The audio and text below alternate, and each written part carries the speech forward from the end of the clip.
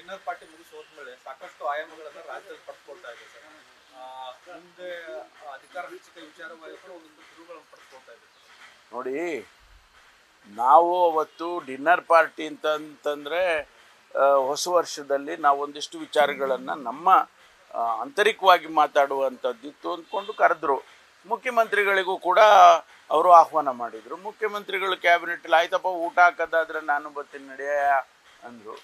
So ಬಂದರು, ಊಟ ಮಾಡಿದ್ವಿ. ಯಾವುದೇ ರಾಜಕೀಯಗಳನ್ನು ನಾವು ಅಂದರೆ ಮುಂದೆ ಹಾಗೆ ಹಿಂಗೆ ಇದೆಲ್ಲ ಏನು ಚರ್ಚೆ ಮಾಡಲಿಲ್ಲ.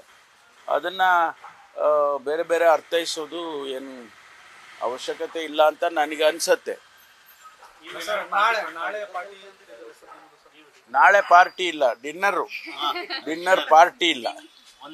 ನಾವು ಮುಂದಿನ ದಿನಗಳಲ್ಲಿ SC/ST ಸಮಾವೇಶ ಮಾಡಬೇಕು ಅಂತ ಉದ್ದೇಶ ಇಟ್ಕೊಂಡಿದ್ದೇವೆ. ಯಾಕೆ ಅಂದರೆ ನಾವು ಚುನಾವಣೆಗೆ ಮೊದಲು ಚಿತ್ರದುರ್ಗದಲ್ಲಿ SC/ST ಸಮಾವೇಶವನ್ನು ಆಯೋಜನೆ ಮಾಡಿದ್ದು.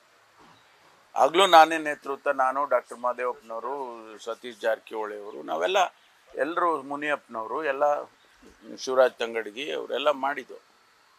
ಅದು ಒಂದು ರೀತಿಯಲ್ಲಿ ಚುನಾವಣೆ ಆದಮೇಲೆ ನಾವು ಈ ಥ್ಯಾಂಕ್ಸ್ ಗಿವಿಂಗ್ ಅಂತ ಮಾಡಲೇ ಇಲ್ಲ.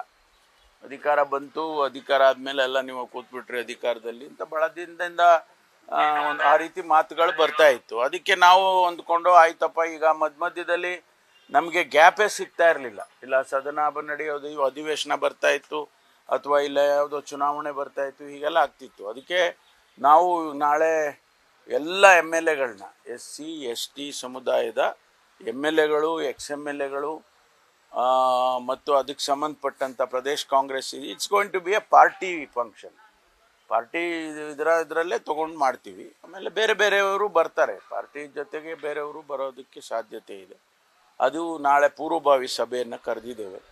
ಏನು ತೀರ್ಮಾನ ಮಾಡ್ತಾರೆ ಅವರು, ಎಲ್ಲಿ ಮಾಡಬೇಕಾ ಬೇಡವಾ, ಮತ್ತು ಮಾಡೋದಿದ್ರೆ ಎಲ್ಲಿ ಮಾಡಬೇಕು, ಇದೆಲ್ಲ ಸ್ವಲ್ಪ ಚರ್ಚೆ ಮಾಡ್ತೀವಿ. ಅದು ಆ ಟೈಮ್ನಲ್ಲಿ 7 ಗಂಟೆಗೆ ಕರೆದಿದ್ದೀವಿ. 7 ಗಂಟೆ ಅಂದರೆ ಮುಗಿಯೋದು 1-2 ಗಂಟೆ ಆದರೂ ಚರ್ಚೆ ಆಗುತ್ತೆ. ಆದಮೇಲೆ ಊಟ ಮಾಡ್ಬೇಕಲ್ಲ, ಎಲ್ಲೋ ಒಂದು ಕಡೆ ಊಟ ಮಾಡಬೇಕು. ಅದಕ್ಕೆ ಅಲ್ಲೇ ಮಾಡ್ರಪ್ಪ ಅಂತ ಊಟಕ್ಕೆ ಏರ್ಪಾಟ್ ಮಾಡಿದ್ದೀವಿ. ಯಾವ ಬೇರೆ ಸಚಿವರು? SC/ST ಅಲ್ಲದೆ ಬೇರೆಯವ್ರಿಗಿಲ್ಲ. ಅಂದರೆ ಬರಬಾರ್ದು ಅಂತಲ್ಲ, ನಾವು ಎಲ್ಲ ಸ್ವಲ್ಪ ಕೆಲವು ವಿಷಯಗಳನ್ನು ನಾವು ಅಲ್ಲಿ ಪ್ರೊಸೀಡಿಂಗ್ಸ್ ಮಾಡಿದ್ದೆವು. ನಾವು ಎಲ್ಲಿ ಚಿತ್ರದುರ್ಗದಲ್ಲಿ ಚಿತ್ರದುರ್ಗ ರೆಸೊಲ್ಯೂಷನ್ಸ್ ಅಂತ ಒಂದಷ್ಟು 10-15-20 ಪಾಯಿಂಟ್ ಮಾಡಿದ್ದು. ಅವುಗಳನ್ನೂ ಕೂಡ ನಾವು ಚರ್ಚೆ ಮಾಡ್ತೀವಿ. ಆ ಸಂದರ್ಭದಲ್ಲಿ ಬೇರೆ ಸಚಿವರು ಬರಬಾರ್ದು ಅಂತ ಏನಿಲ್ಲ. ಆದರೆ ನಾವೇ ಎಲ್ಲ ಕೂತ್ಕೊಂಡು ಚರ್ಚೆ ಮಾಡಿ ಆಮೇಲೆ ಮುಖ್ಯಮಂತ್ರಿಗಳಿಗೆ ತಿಳಿಸ್ಬೋದು ಅಂತ ಅಂದ್ಕೊಂಡಿದ್ದೀವಿ. ಏನಾದರೂ ಹಾಕ್ಕೊಳ್ಳಿ ಬಿಡಿ, ಬಿಂಬಿತ ಆಗ್ತದೆ ಅಂತೇಳಿ ನಾವು ಒಗ್ಗಟ್ಟಾಗಿರೋದು ಬೇಡ ಅಂತಲ್ಲ. ಬಿಂಬಿತ ಯಾರು ಬೇಕಾದ್ರೂ ಏನು ಬೇಕಾದ್ರೂ ವ್ಯಾಖ್ಯಾನ ಮಾಡಲಿ.